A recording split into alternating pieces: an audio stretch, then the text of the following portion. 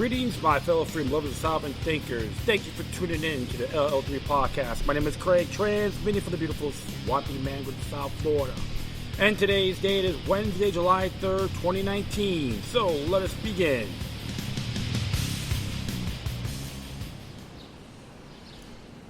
Thank you for tuning in, folks. Yes, it's nice and warm in the heart of Fort Lauderdale, Florida. Hear the birds chirping and all that. Little piece of place is here called Carasoni's. Pretty cool place. And I did a quick little journey around town today and got a few things done, so I can't really gripe. Just watching some of the stuff on the news and other things as well. Especially with the whole Independence Day celebration in Washington, D.C., bringing some military tanks and all that, and having it right in front of the Lincoln Memorial. Yes, I want to pay a homage to a man that supports federal intervention. Abe Lincoln. Him and his cronies supported an unconstitutional war against a new nation, the Confederate States of America. Regardless of what you think, you got to study the history, how all this happens, cause and effect. So I'm going to be talking about Independence Day. We should fight tyranny at all costs. Stopping a bunch of Sputniks and Uncle Toms and Angel Mamas to the state. Yeah, a little bit fired up, a little inspired. So this one here came from John Whitehead. Came out yesterday. Rutherford Institute, which I'm a supporting member. And I like what they do. They're not like others that try to compromise what happened at Charlottesville. You know what I'm talking about. As it's called here, it's time to declare your independence from tyranny, America. There's a quote here from Thomas Paine. These are the times that tries men's souls. The summer soldier and the sunshine patriot will, in this crisis, shrink from the service of their country. But he that stands it now deserves the love and thanks of man and woman. Tyranny like hell is not easily conquered, yet we have this consolation with us, that the harder the conflict, the more glorious the triumph. That was quoted by Thomas Paine once again in December 1776. It's time to declare your independence from tyranny, America. For too long now we suffer the injustices of government that has no regard for our rights or our humanity, too easily pacified and placated by the pomp and pageantry of manufactured spectacles, fireworks on the 4th of July, military parades, ritualized elections, etc. There are a poor substitute for a representative government that respects the rights of its people. The government have opted time and again to overlook the government's excesses, abuses, and power grabs that fly in the face of every principle for which America's founders risked their lives. I don't mean these pencil-pushing hacks you see today, all talk, no action, have everyone else do their dirt because they have palm-olive hands, regardless if from the federal, state, and local level. I will continue. We've done this to ourselves. Indeed, it's painfully fitting that mere days before the nation prepared to celebrate its freedoms on the anniversary of the Declaration of Independence, the City Council for Charlottesville, Virginia, the home of Thomas Jefferson, the author of the Declaration, voted to do away with the holiday to honor Jefferson's birthday because Jefferson, like many of his contemporaries, owned slaves. The City Council have opted instead to celebrate Liberation and Freedom Day in honor of slaves who were emancipated at the Civil War. See, this is how pathetic the city of Charlottesville is. They're a bunch of clowns that have IQs of turnips, and they're nothing more than tyrannical crap bags. Because the fact is this, my friends, if you study the history of Thomas Jefferson, during his administration, the Congress passed and was signed by President Thomas Jefferson to end the importation of slavery, of slaves, which was considered illegal. And plus, the original Declaration of Independence talked about freeing the slaves. You could go by my archives. I had a show on that as well. But based on some of the differences, it got ironed out. However, on the Constitution, Article 1, Section 9, they can make those changes. The things were happening done by steps. But the city of Charlottesville, the council, think they're smarter than Thomas Jefferson. Let's support Liberation and Freedom Day in honor who were emancipated after the Civil War. So, let's support a war that was unconstitutional, which the state of Virginia was invaded by the aggressors. That's exceptional. Exceptional. Excuse me. Get a little bit excited here now and then. Plus, blood is still on their hands. What happened to the innocent people? One little girl got killed, ran over. Because if they let the police stand down, breach the contract, the permit, because they were alt-right, they are Nazis, forget about it.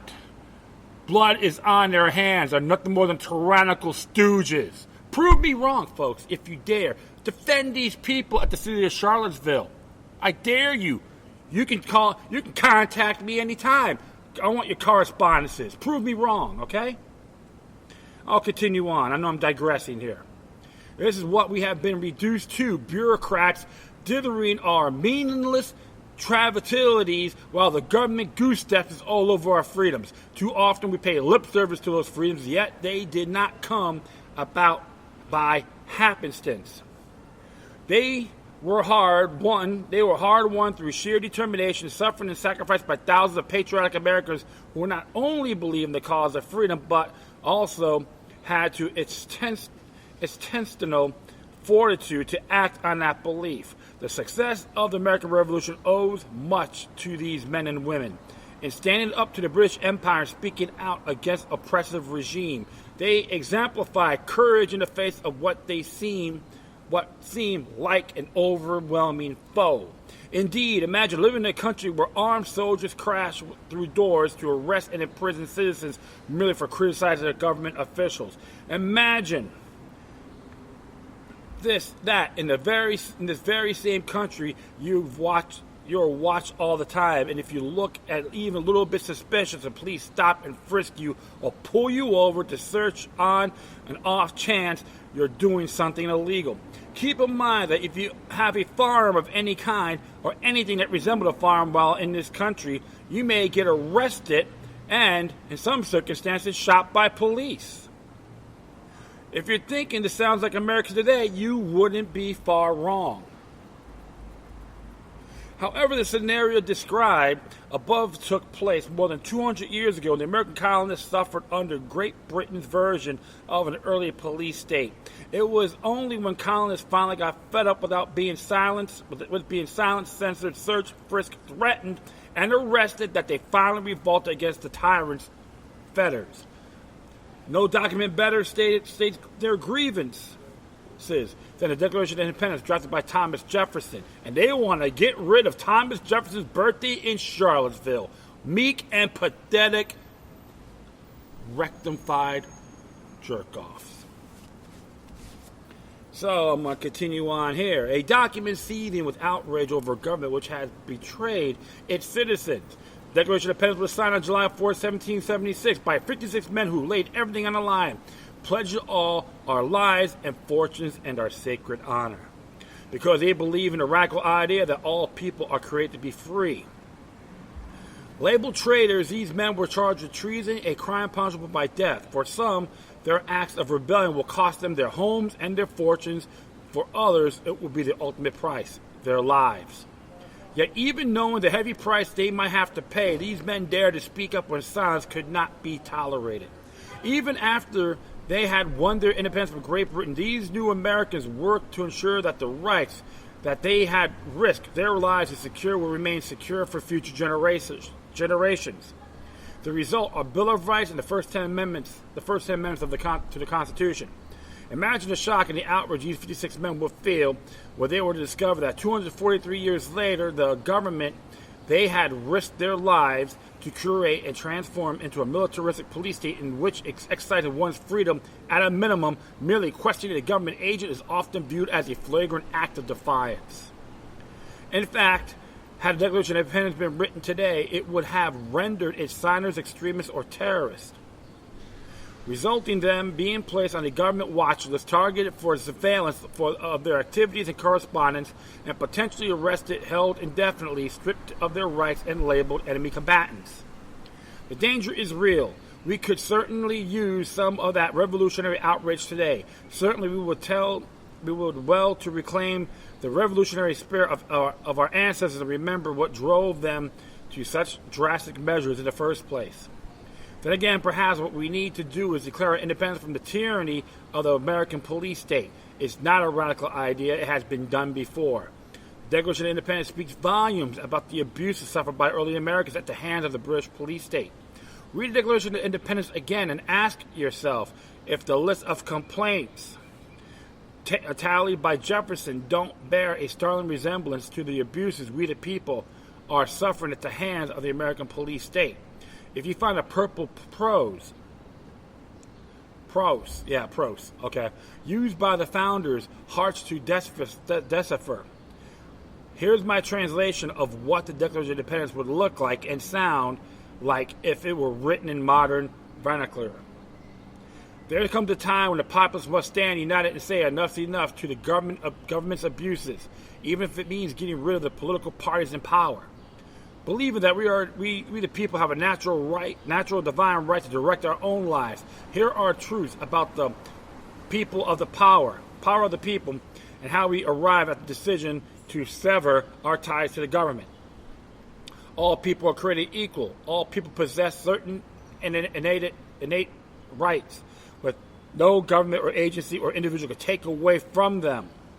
Among these are the right to life, liberty, and pursuit of happiness. The government's job is to protect the people's innate rights to life, liberty, and pursuit of happiness. The government power comes from the will of the people. Whenever any government abuses its power, it's a right to the people to alter or abolish that government and replace it with a new government that will respect and protect the rights of the people. It is not wise to get rid of a government for minor transgressions. In fact, as history has shown, people resist change and are inclined to suffer all manner of abuses to which they have become accustomed. However, when people have been subject to repeated abuses and power grabs carried out with the purpose of establishing a tyrannical government, people have the right and duty to do away with that tyrannical government and replace it with a new government that will protect and preserve their innate rights for their future well-being. This is exactly the state of affairs we are suffering under right now, which is why it is necessary that we change this imperial system of government. The history of present imperial government is a history of repeated abuses and power grabs carried out with the intention of establishing absolute tyranny over the country. To prove this, consider the following. The government has thrown its own negligence and arrogance, refused to adopt urgent and necessary law for the good of the people. The government has threatened to hold up critical laws unless the people agree to relinquish their right to be fully represented in the legislature, a la Patriot Act. In order to expand its powers and bring about compliance with its dictates, the government has made it nearly impossible for the people to make their views and needs heard by their representatives. The government has repeatedly suppressed protests arising in response to its actions. The government has obstructed justice by refusing to appoint judges who respect the Constitution and instead made the courts march in lockstep with the government's dictates. The government has allowed its agents to harass the people, steal from them, jail them, and even execute them. The government has directed militarized government agents, aka a standing army, to police domestic affairs in peacetime. The government has turned the country into a militarized police state. Thank you, Homeland Security.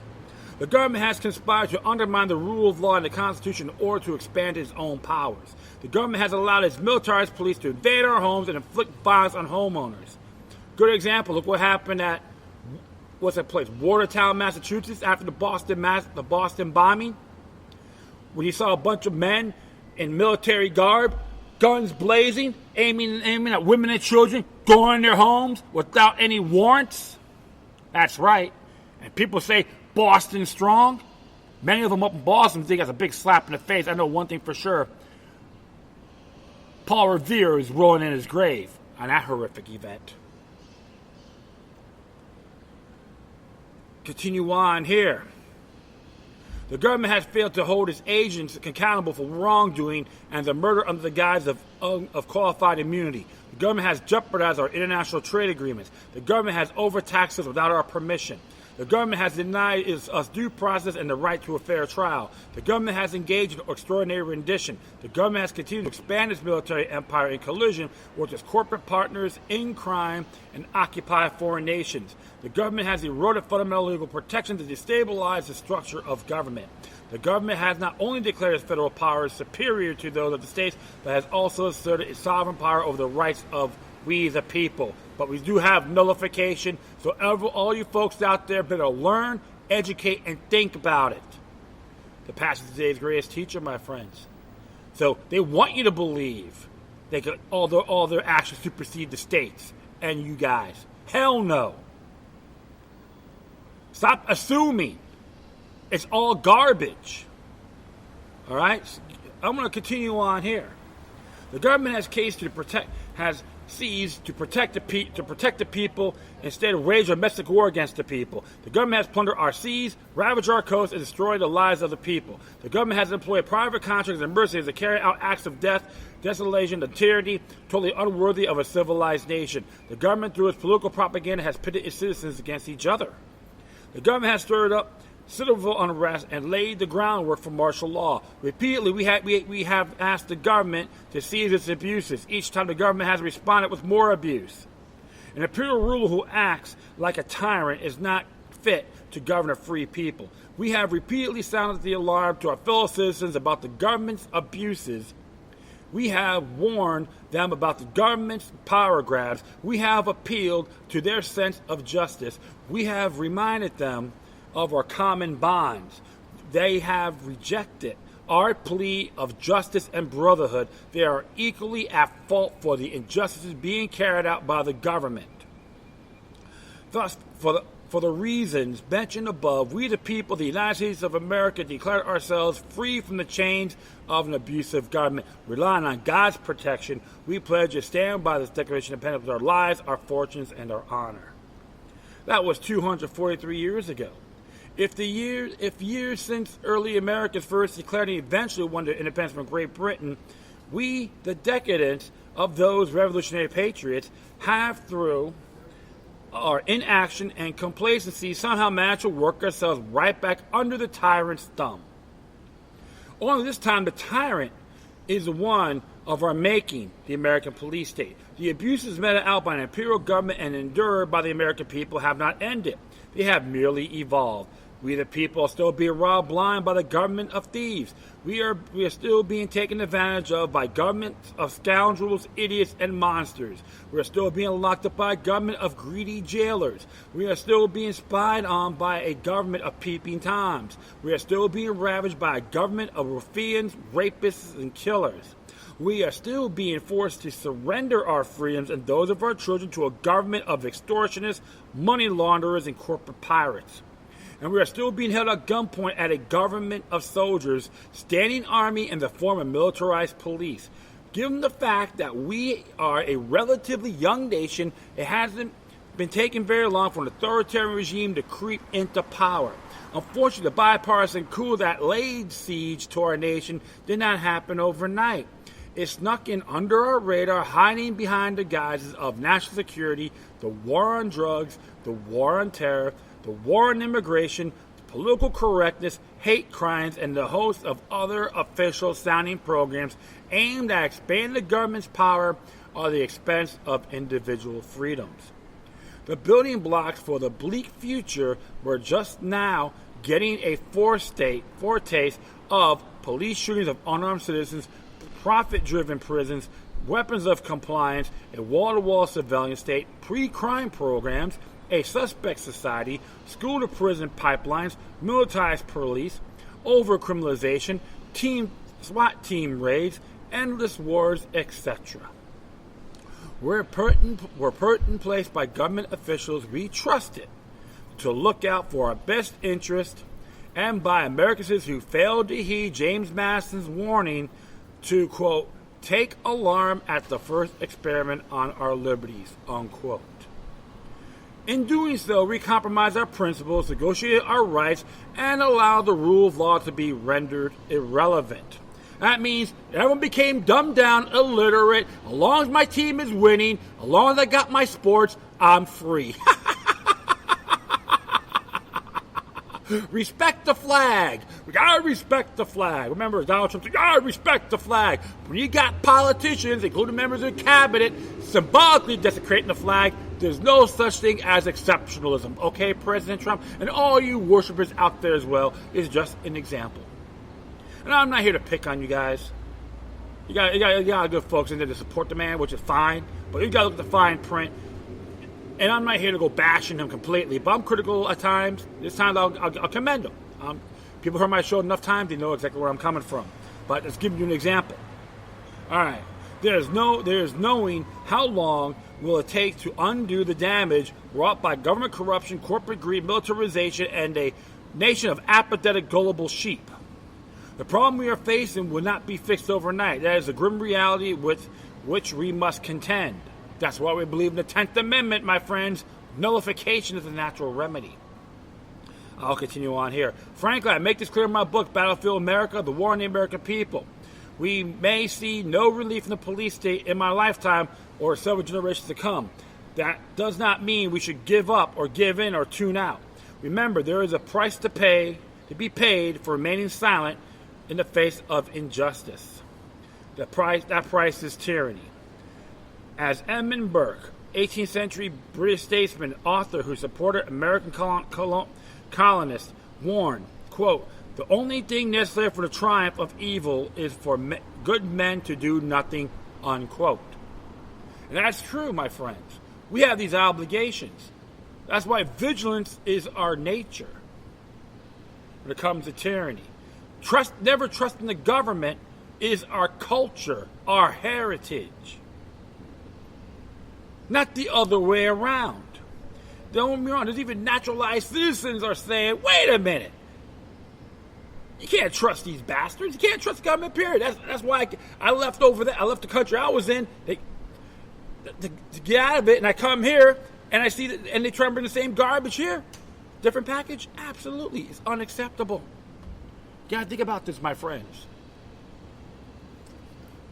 When you go out there on Independence Day, make sure you wave those flags and stand up for natural rights, Declaration of Independence. Not kissing anyone's rear end of these great political bobbleheads, regardless of Democrats, Republicans, or anything else in between. You got those rights. You were born with them. Exercise it. As long as you don't violate others.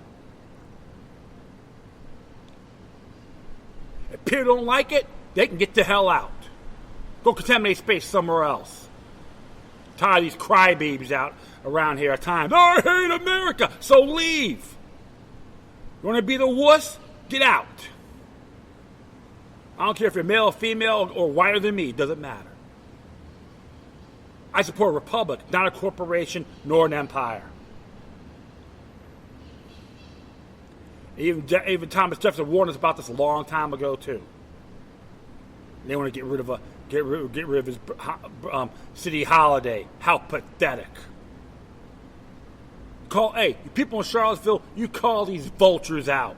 They're nothing but garbage, as far as I'm concerned. They're just a prime example of we know more than you because we're attorneys. Shoot, go into office and use it as an outhouse if you can. Don't worry. Well, you say, hey, it's the people's office, not yours. The people's of Charlottesville is not yours. We're the boss. You're not. People so get offended by Thomas Jefferson. You know what? They get the hell out too. Go somewhere where you can get stuff handed to you in bars of Palmolive soap. That's how I look at it. Be the honorable, not the peasants, voluntary peasants. None of us here deserve to be house and field peasants to these vultures. And that's the damn truth. All right. Well, next one here, my friends. Celebrating the 4th, then and now. And this was actually written by... Yeah, one moment. It's getting a little slow here. But, yeah, so... Yeah, here it is. Yeah, it's from the Future of Freedom Foundation, FFF.org.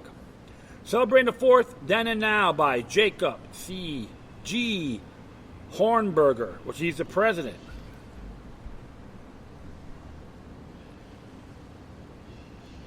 As it reads here, Americans who celebrate the 4th of July in 1880 were celebrating the concept of freedom that is opposite to the concept of freedom that American Day celebrates on the 4th. The freedom that 1880 America celebrated was a society in which there was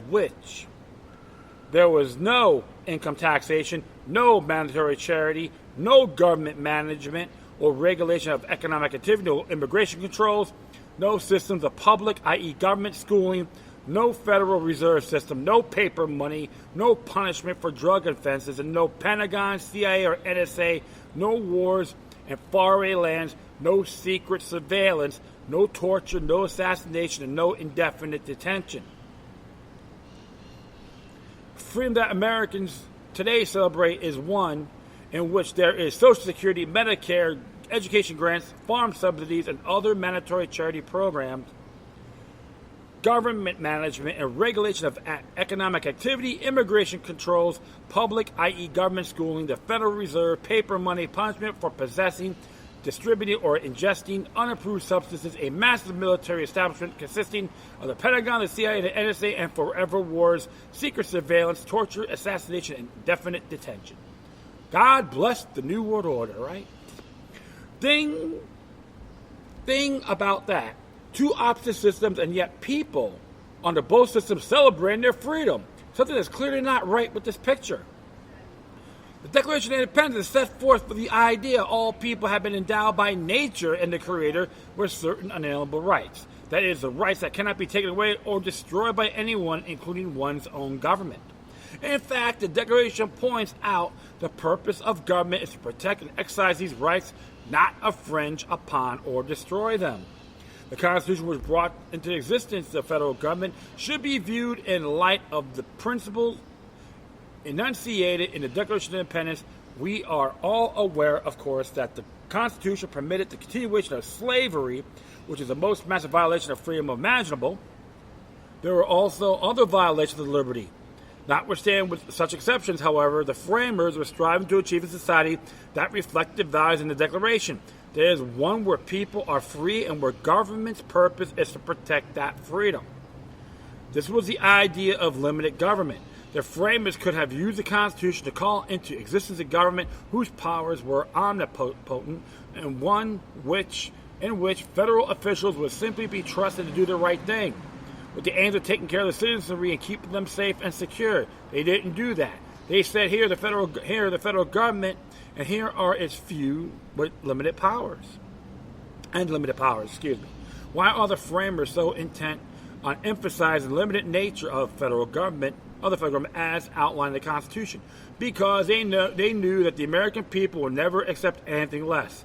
Remember, when the Constitution Convention met, it was with the purpose of simply altering the Articles of Confederation type of governmental system under which the powers of the federal government were so few and weak that it didn't even have the power to tax.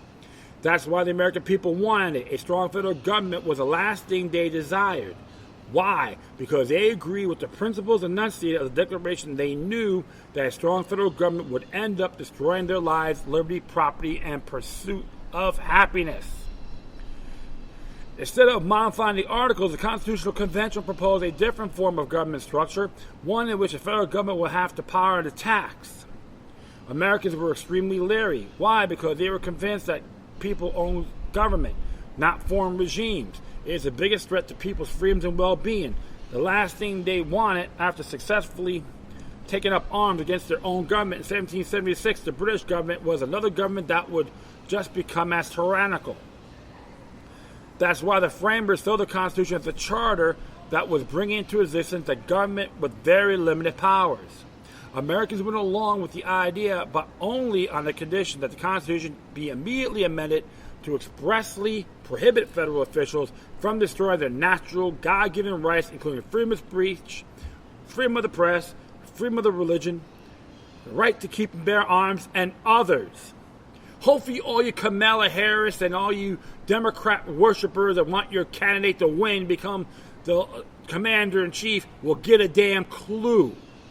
Because those individuals you're supporting are tyrants, traitors, treasonous quacks.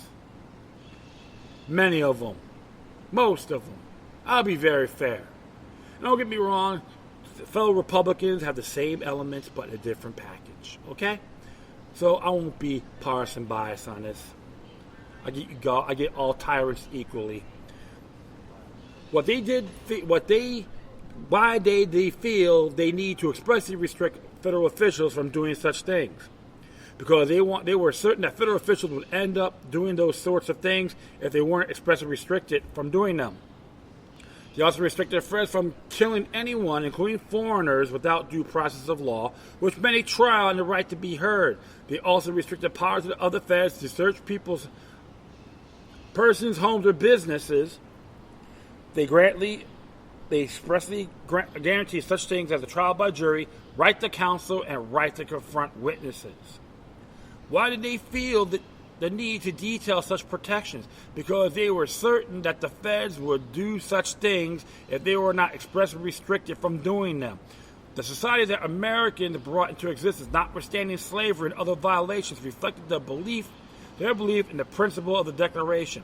Freedom for them was the right of a person to engage freely in any occupation or profession without governmental permission, to engage freely in trades with others, to accumulate the fruits of one's earning, and to decide for himself what to do with his own money. Freedom entailed the right to one's life away he chose. So as long as he didn't murder, rape, steal, defraud, trespass, or otherwise violate the rights of others to live their lives the way they chose. Freedom also meant the absence of a vast permanent military intelligence establishment, i.e., the Pentagon, CIA, and NSA. Those were revolutionary notions. Those Americans are the only ones in history to have subscribed to them and actually put them into practice. Imagine the framers had said to America that the Constitution was going to bring into existence the type of governmental system we have today. One base mandatory charity, that is, the power of the federal government to forcibly take money from one person and give it to another person, as with Social Security and Medicare. Government management and control of economic activity, government issued paper money, a central bank, i.e. Federal Reserve, immigration controls, drug laws, income taxation, and the IRS, trade wars, and an enormous, permanent, ever-growing military intelligence establishment that would have the powers to round up people, incarcerate them in military dungeons or concentration camps for indefinite periods, torture them, assassinate them, spy on them, and embroil them in foreign wars, coups, meddling in interventions. The American people would have died laughing.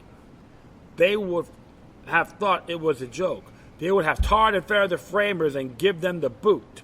They would have simply continued operating under the Articles of Confederation, where the federal government didn't even have the power to tax.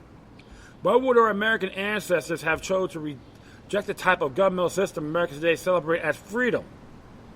Because unlike today's Americans, our American ancestors understood the type of system that Americans celebrate today as freedom isn't freedom at all. Interesting viewpoint there, and he has some great meritability on it as well. That's why centralized governments is very dangerous, my friends. That's why we had the Bill of Rights. That's why the anti-federalists are real concerned about that. And James Madison had to respect it. He was right on that. You have limited powers. But when more people go to central feds this, feds that, it becomes overreach. And Madison warned us on that in Federalist Papers 46.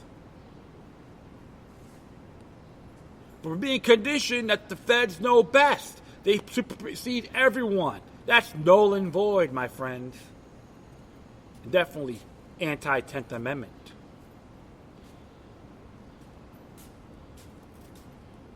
I can see these downsides in the government, not make it bigger. He and the Trump administration had these issues. All these clowns. But he's just an example. It's been going on for a long time. Doesn't matter what side of the paradigm. It gets really damn ludicrous at times. Federal overreach is dangerous. But fortunately, right now, since mid-1990s, things have ties have been turned just a little bit. It's not going to happen overnight. It's going to be done by steps. I want to see this happen even when I go. Hopefully, a long time from now, and have the young people see this in a different way. Of course, however, your one-dimensional hacks want things handed to them, like a bunch of little glam kids. Forget about them. They're not you. You're your own individual. You were born with these rights, and not a damn thing these parasites, these tyrants can do about it. That's the truth. So when you celebrate this holiday, do it with honor. No exceptions. Don't be a poser. And don't believe the hype and fear. That's how I look at it. Alright, we gotta do one more here. Ooh, okay, I got one more here. And it came from the American Free Press, and I know this came out like a little bit recently, but it actually all had this pressed out today. It says here, deep state keeps Trump in dark. So, conspiracy buzz. And this is by S.T. Patrick. U.S. military didn't tell the president about extent of cyber war rage against Russia. Sorry about that. We may already be in the midst of a new Cold War with Russia, and it may be one that is a critical observers question how much power the military-industrial complex has already seized within the President Donald Trump's administration. The New York Times recently published an anonymously sourced report that described the new Cold War level cyber warfare being conducted by the U.S. against Russia's infrastructure. The article entitled U.S. Escalates Attacks on Russian Power Grid described a placement of potentially crippling malware inside the Russian system at a depth and with an aggressiveness that had never been tried before. Malware is a computer supervisor that can destroy systems completely. That just may be its purpose. As the Times described, the malware could plunge Russia into darkness or cripple its military. The American cyber forces have stepped up their operations as of late, with one official quote saying, "We are doing things at a scale that we never contemplated a few years ago." Is this an act of war against Russia? Columnist Callan Johnstone made an apt analogy in a recent column. Had a report been leaked to Russian media from anonymous Kremlin officials that Moscow was escalating a cyber aggression against America's energy grid, Johnson wrote, this would doubtless be labeled as an act of war by the political media class of the U.S. and its allies, with demands for immediate retaliation. There was no news of a Trump announcement or response. Worse, the president wasn't informed that implants, software code used for surveillance or attack, were against the Russian grid. As journalist David A. Sanger and Nicole Perroth described, two administration officials say they believe Mr. Trump had not been briefed in any detail about the steps to place implants inside the Russian grid. Pentagon intelligence officials described a broad hesitation to go into detail with Mr. Trump about operations against Russia for concern over its reaction and the possibility that he might countermand it or discuss it with foreign officials, as he did in 2017 when he mentioned a sensitive operation in Syria to the Russian foreign minister, because the new laws define the actions in cyberspace as an akin to traditional military activity on the ground, in the air, or at sea, so no such briefing would be necessary, they added. Trump wasn't informed that cyber warfare had been undertaken against Russia because it was too common. It was a traditional military activity. Since 2018, this has been perfectly, although scarily, legal. Last year, Congress passed a law which determined the counts of military activity in cyberspace may proceed without presidential approval. In basic terms, the military-industrial complex and the national security establishment can conduct cyber warfare not only without congressional approval, but also without presidential approval. Oh, great! We'll have everyone. We can have everyone do things for ourselves. Think for me, military-industrial complex. If you say go to war because without approval of Congress, that would be great. Trump finds himself in an impossible situation. If he supports the effort, Russia could see it as an act of war and could respond in kind. If Trump scales back the cyber attacks against Russia, then he remains open to the attacks that he is no more than a water boy for the Kremlin. Last year, the Times reported that the Pentagon pushed for the U.S. nuclear posture review to include the potential for using nuclear weapons as a valid response against cyber attacks. Thus, this becomes all more dangerous. For now, Trump is doing the only thing he can do without currently seeming trapped by his own administration. He is claiming the story isn't true. Of course, he could be in the dark even further and could believe that it isn't true when it is. But when the president is in the dark on information millions of Americans now know to be true, this is an even more dangerous country. There are presidents, though not as overt. After President George W. Bush brought the plane in Sarasota, Florida, shortly after the attacks of 9/11, security communications on Air Force One went dead for hours. For Bush to make a phone call, the Air Force One had to ground, and Bush had to use regular means of communications. During the time, the entirety of post-attack foreign policy was being helmed at the White House by Vice President Dick Cheney. Bush reported communications malfunctions on 60 Minutes a year later, with no discussion of ulterior motives by anything or anyone that would now be called a deep state. If the president continues to deny the warlike actions attributed to the American military solely to save face and defend himself against embarrassment and charges of ineptitude, he is in a dangerous position of accepting the actions of which he is uninformed. Trump zoomed into office rallying against the deep state, a swamp he was going to drain, yet appointment by appointment he puts himself in danger. Now we wait to see if Trump has an exit strategy for a personnel situation that he has caused, or if he will continue to drown. Interesting point there, my friends. That's one of the areas you gotta look at. So we use him as a scapegoat, one way or the other. And that's what I find totally disturbing.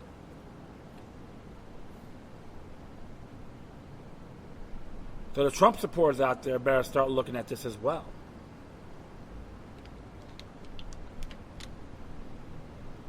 Hands off of Russia. No more illegal wars. Period. That's one way it has to be done. And even people who serve in the military should whistleblow all these scumbags that are trying to jeopardize all of us, including the comrades that are serving and their families as well.